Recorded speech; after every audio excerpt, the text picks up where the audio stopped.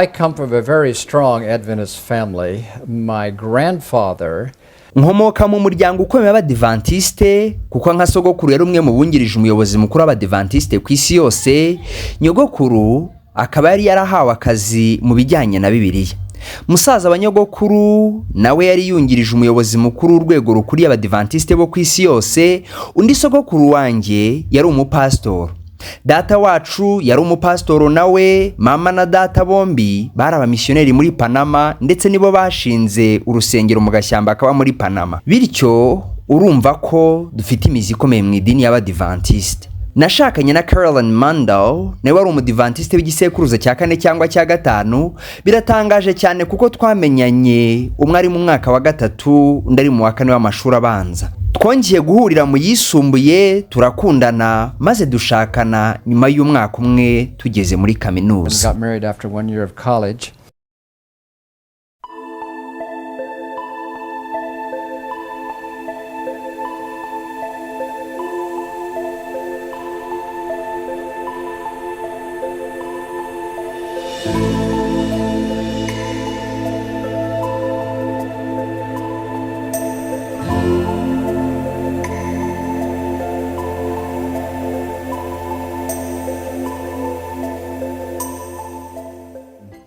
Dr. Raymond Cottrell wari umaze kujya mu zabukuru yatanze ikindi cyigisho. Byari muri San Diego.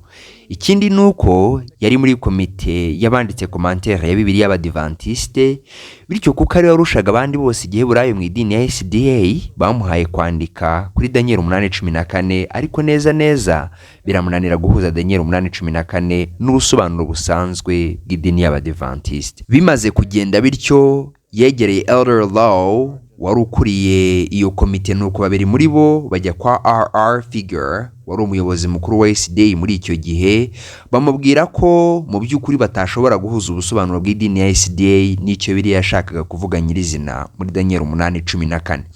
Kandi wibuke ko iyo ariyo nyingi ya mwamba y'idini y'Abadventiste. Nuko Figure arababwira ati, mushaka abanyabwenge ba mbere bo mu idini ya SDA, mukore komite yo mwibanga rihambaye, iki kibazo mugishakira igisubizo mpaka mukibonye. Nuko bashaka abo banyabwenge baruta abandi bo mu idini y'Abadventiste bose, ndetse abo bantu banditse no mu gitabo cyanjye cyitwa Cultic Doctrine. Nuko bakora kuri icyo kibazo imyaka 5 yose, ariko birabananira kubihuza n'ijambo ry'Imana. Ibyo bituma babura icyo gukora. Baravuga bati, nituvuga ko bitari muri Bibiliya, idini yacu irasenyuka. Nituvuga ko biri muri Bibiliya, turaba tubeshye. Icyo bakoze ni iki rero? Baratandukanye, ntibasiga ikimenyetso na kimwe kigaragaza ko bahuye. Bahabwa amabwiriza yo kubwira abapasitoro gukomeza kubwiriza urubanza kagenzuzi hashingiwe ku bisanzwe byemerwa mu idini. Icyo cyari ikintu cya kabiri. Nari mbizi ko ari ikinyoma, kandi nari mbizi ko n'ababizi ko ari ikinyoma, ariko bariyaranja barabihishira. Ikindi kintu cyakurikiyeho nuko muri mail nakiriye tapes za cassette 5 cyangwa 6 zivuye kuri Dr. Zane Kime, wari umudokiteri mu by'ubuvuzi w'inshuti yanjye. Ntabwo nari narazimusabye. Icyabayeho nuko Walter Ray wari umupasitoro mu majyepfo ya California yanditse igitabo cyitwa Ikinyoma cy'umweru cyangwa se Ikinyoma cyera. Uyu Walter Ray yari umwizero ukomeye wa Ellen White, akaba yaranditse ibitabo byinshi avuga mu ncamake amagambo ya Ellen White. Hagati aho Walter Ray rimwe yari hasoma ibitabo bya kera bivuga ku buzima bwa Kristo, ariko akumva ibyo bintu neza bimeze nk'ibya Ellen White. Ati neza wagira ngo ni Ellen White. Nuko biramutungura cyane, ariko aza kubona kopi y'ibitabo byose Ellen White yari afite mu isomero rye. Nuko agerageza kubishaka. Ye baba we, yatunguwe no gusanga Ellen White yarakoporoye ibitabo by'abandi. Rero uburyo yakoporagamo iby'abandi banditse, yari afite abasekreteri bamufashaga, bagahindura akajambo kamwe hano akandi hariya, bagashyiramo impuzanyito iri butume byumvikana kimwe, ariko nanone nibibe neza nk'ibyo wabyanditse. Bityo urumva ko kwari ugukoporora kujishije cyane. Nuko Walter Ray yatahuye ko yakoporoye ibintu byinshi mu bitabo by'abandi. mu buhamya bwe yandikiraga abantu rimwe na rimwe n'inzozi ze yari amagambo yabaga yakoporoye mu bitabo by'abandi, ndetse n'ahandi yavugaga ngo marayika yarambwiye, agahita asubiramo amagambo nk'aho nyine marayika yamuvugishije. Yavuze ko ngo yagize amayerekwa agera ku 2,000 n'ibindi. Iteka yarandikaga ati nareretswe, nyine nk'aho marayika w'Imana yamuvugishaga, nuko agahita yandukura amagambo y'abandi banditsi. Izo mvugo za ngo nareretswe akenshi zabaga ari amagambo y'abandi banditsi. Abamarayika Ellen White yavuganaga nabo mu by'ukuri babaga ari aba banditsi babaga baranditse ibi bitabo byabaga mu isomero rye. Yego, nuko wabivuga rwose, ariko yanditse n'ibintu byiza, kandi n'abanditsi yakopororaga amagambo yabo nabo babaga ari abanditsi beza. Rero ibyo ni ibintu bitatu. Ellen White yari akiri uwo kwizerwa, urubanza akagenzuzi rwigishwaga mu Adventist ni rwari ukuri, kandi ibyo bakaba nabo bari babizi ko atari ukuri. Rero muri icyo gihe ayo makuru yatangiye gusohoka ajya hanze, abantu bakabiganiraho. Nanjye nari pastor w'urusengero rwa Watsonville, abantu bakambaza ku bushakashatsi bwanjye n'ibindi, nuko kuko za tapes za Dr. Raymond Cottrell zari zaragiye hanze, kandi nkaba nari mfite abakuru mu rusengero rwanjye bafite PhD na MD, numvise nta kibazo mbasangije za tape tukaziganiraho, kuko numvaga iteka ukuri ariko kirango cy'Ubudivantiste, kandi iteka nkaba narakurikiraga ukuri. Mubwira ko ntashobora keretse anyeretse uko nkwiye kubigenza.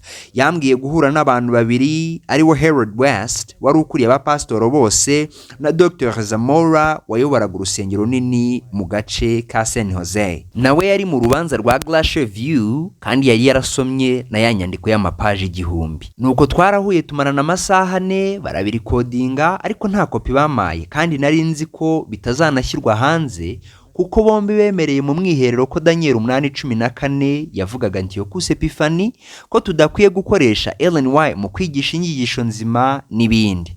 Hashize ibyumweru 2 turi mu biterane by'amavuna, bari imbere basubiramo amagambo ya Ellen White bigisha ibyo n'ubundi bigishaga. Ibyo bintera gutangira gutakaza kwizera abantu bo mu idini y'Abadventiste. Umunsi umwe Harold West yamenye ko nari ndi guca mu bihe bitanyoroheye, anjyana ku ruhande. Byari mu materaniro magari y'amavuna, nuko turagenda, arangije arambwira ati Dale, reka dutembereho gato, ndashaka kukubwira. Ubwo nyine twaratembereye n'amaguru kugira ngo hatagira utwumva. Arambwira ati Dale, twese tuzi ko izi nyigisho atari zo, si ikosa ryacu, ntacyo twabikoraho. We fata urusengero nk'umukoresha wawe, ukora ibyo ugomba gukora byose, udakebakebye, uzibera amahoro, uzabona amafaranga meza yo kukujyana mu zabukuru. Nanjye ndamubwira nti Harold, Imana yamamagariye kwigisha ukuri k'ubutumwa bwiza, ahari ndi mu idini itariyo. Nuko rero umunsi warageze, turasezera, nta kundi byari kugenda. Hashize imyaka 2 mvuye mu idini y'Abadventiste, hagati y'iki cyari igitekerezo cyiza.